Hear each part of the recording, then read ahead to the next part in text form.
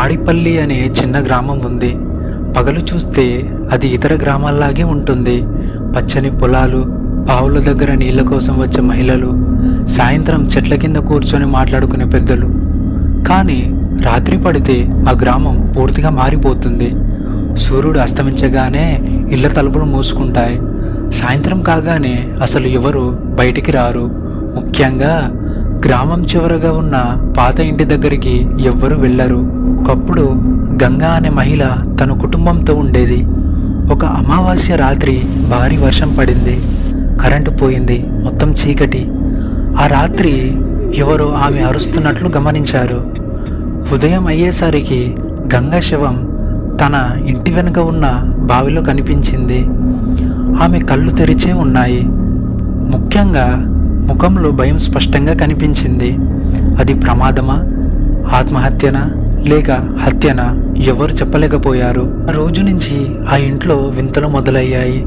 ప్రతి అమావాస్య రాత్రి ఎవరో ఏడుస్తున్నట్లు, ఎవరో పరిగెత్తుతున్నట్లు, ఎవరో అరుస్తున్నట్లు వినిపించేదంట. కొన్నిసార్లు తెల్ల చీర వేసుకున్న మహిళా ఆకారం కిటికీ దగ్గర కనిపించి మళ్ళీ మాయమవుతుంది. ఆ ఇంటి దగ్గరికి ఎవరైనా వెళ్ళినప్పుడు ఎవరో వెనుక నుంచి పిలిచినట్టు అనిపించిందని ఆ గ్రామస్తులు చెబుతారు. ఒకసారి శివ అనే యువకుడు ఆ గ్రామానికి వచ్చాడు. అతనికి ఇలాంటి కథల మీద నమ్మకం లేదు. ఒక అమావాస్య రాత్రి ధైర్యంగా ఆ పాత ఇంటి దగ్గరికి వెళ్ళాడు. లోపల అంతా చీకటి. గోడలపైన చేతి గుర్తులు, పాత అద్దం ఒక మూలలో ఉంది. అద్దంలో చూసుకున్నప్పుడు తన వెనుక ఎవరో నిలబడి ఉన్నట్లు అనిపించింది. తిరిగి చూసేసరికి ఎవరూ లేరు.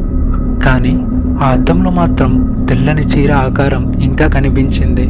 ఆ రాత్రి తర్వాత శివ ఆ గ్రామంలో కనిపించలేదు.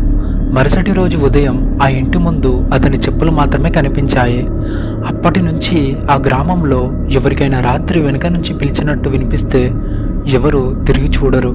ఎందుకంటే తిరిగి చూసిన వాళ్ళు మళ్ళీ సాధారణంగా ఉండలేదని గ్రామ పెద్దలు ఇప్పటికీ చెబుతారు.